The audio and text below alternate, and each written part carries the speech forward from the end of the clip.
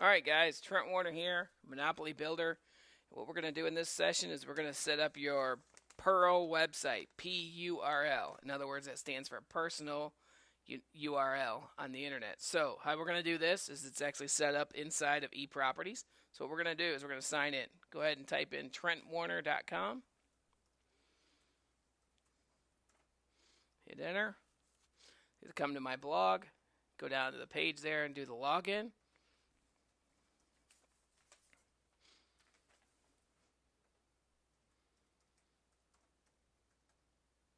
Okay, log in.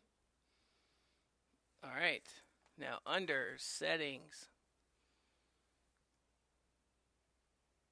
click you are at PURL website. Click PURL website. Okay, we're going to set up your PURL website right here. You have three choices. I recommend that everybody uses layout number 1. Layout number 2 is a flipbook thing, and layout number 3 is actually an upgrade that they make you pay for.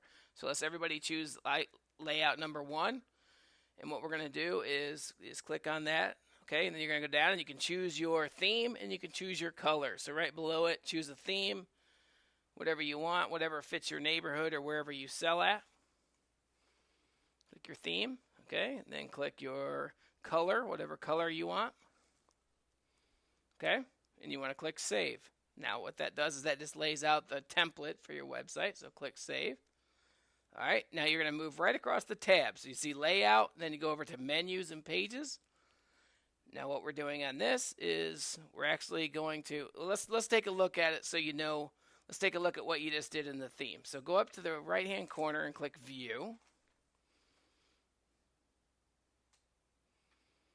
Okay, this is your website before you put your photo and your logo and all that stuff in there. Okay. But what this is going to do is your information is automatically going to log under your photo for all of your information. This is our sponsor's information. What we're going to do next is we're going to change these things where it says homepage, properties, apply now, buyers, glossary program.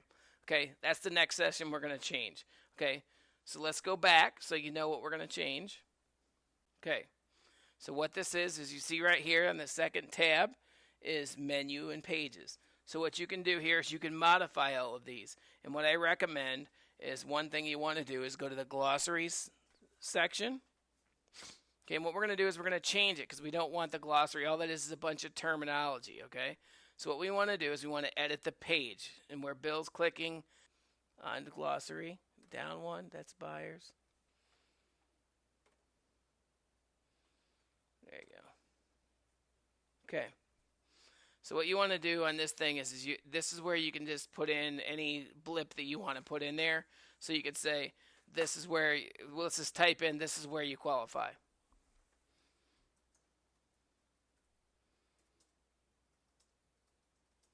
For your dream home. Okay, good. Now save that. Okay. Okay guys, so what we can do here is we can actually change any of these pages and get them to any order we want for information that we want the people to click on our website. In other words, right now we've got our home page, we've got our properties is our second thing. The third thing is where people can pre-qualify. This fourth one is buyer, so it gives buyer information for people. Auto search is actually where you can put your IDX feed in and auto search your area.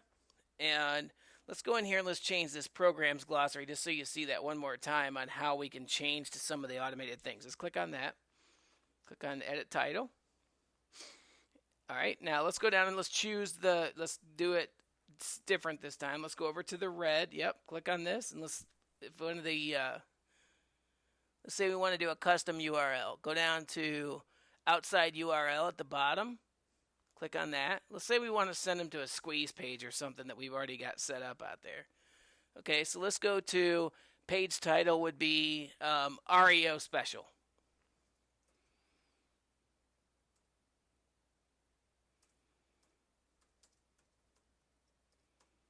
Okay, and then we want to put a link in. Let's just put a link in. Let's put in www.trentwarner.com. because we want to link it back to our page where we would have our REO specials or our squeeze page, something like that. Okay, now save that. Okay, now let's go back to our view up in the right hand side and let's see what that looks like. So now what we've done is we made a couple different changes. We put the auto search in, so you see that down below buyers.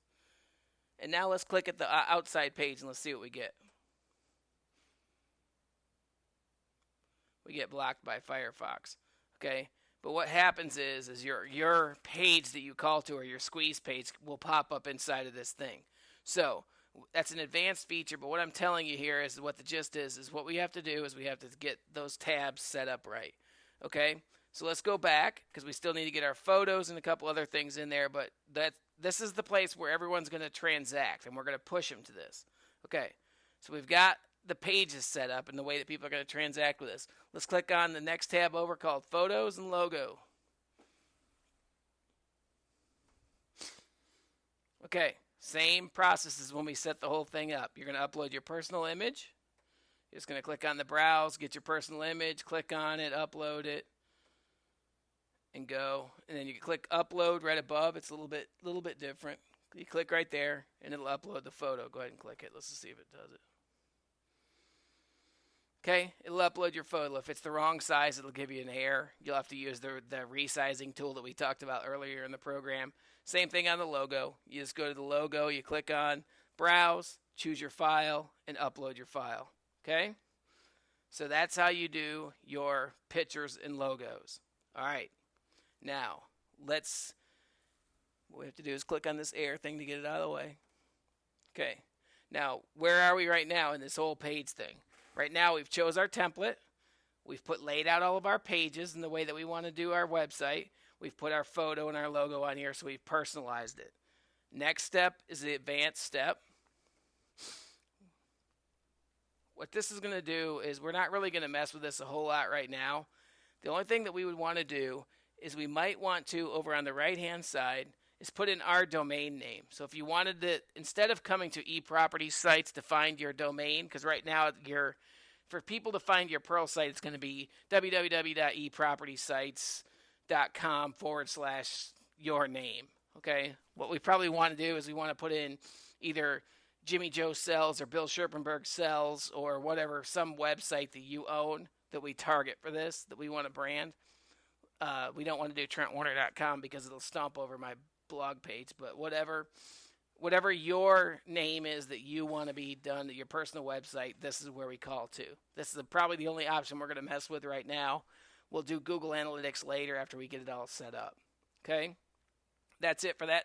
That's it for everything on this page. There's only one thing that I want to show you that's another advanced tactic, and actually it's the file locker.